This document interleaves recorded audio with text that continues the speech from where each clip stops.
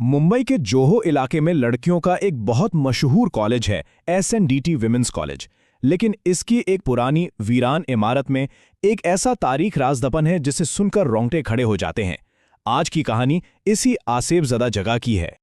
जरा सोचिए, आधी रात का अंधेरा, एक पुरानी क्लास, और वहां एक धूल भरे ब्लैकबोर्ड पर ये अल्फाज खुद ब खुद लिखे जा रहे हैं, मुझे यहां मारा गया था और अब मैं अपना बदला लेना चाहती हूं।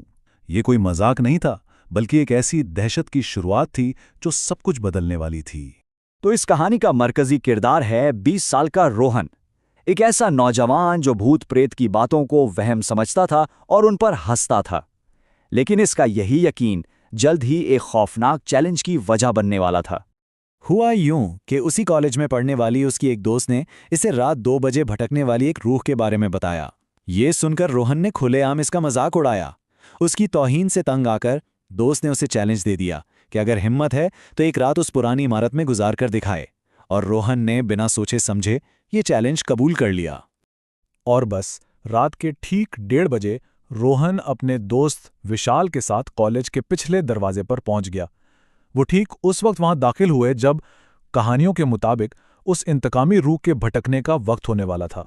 अंदर दाखिल होते ही उन्हें अंदाजा हो गया कि ये जगह कितनी वीरान है। दीवारों पर झाड़ियां, हर तरफ मकड़ी के जाले।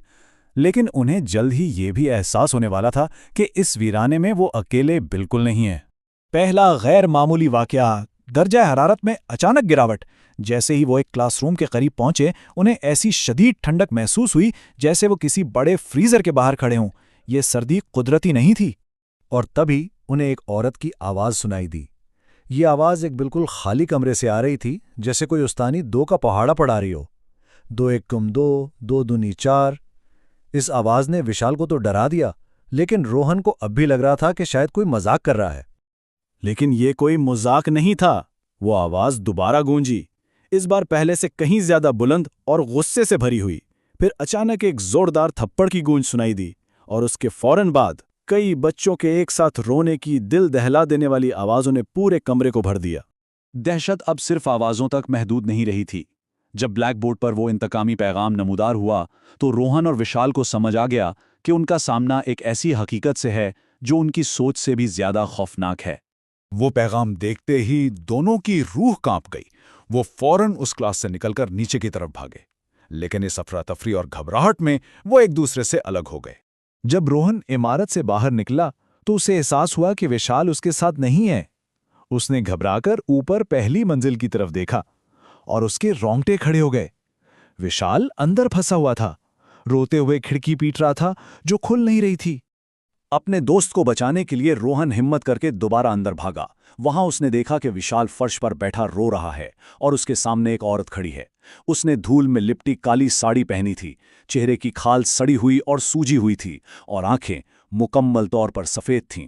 उसके हाथ में एक छड़ी थी, और रोहन को देखकर वो पागलों की तरह मुस्कुराने लगी।